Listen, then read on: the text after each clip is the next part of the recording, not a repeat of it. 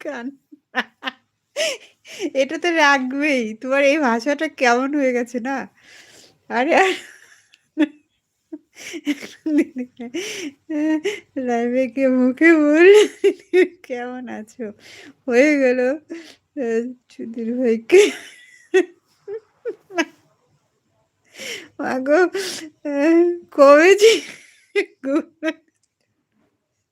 মার খাবো।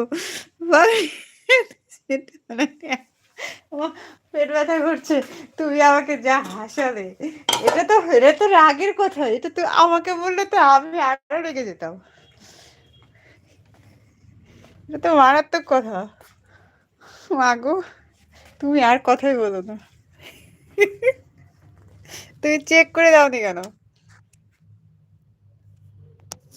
যখন দেখবে উম মনে হচ্ছে ভুল-টুল হতে পারে একটু চেক করে দেবে। ছোট-মোটো ভুল হলে ব্যাপার না। কিন্তু এরকম লেখা উলটপালট হলে তো মুশকিল।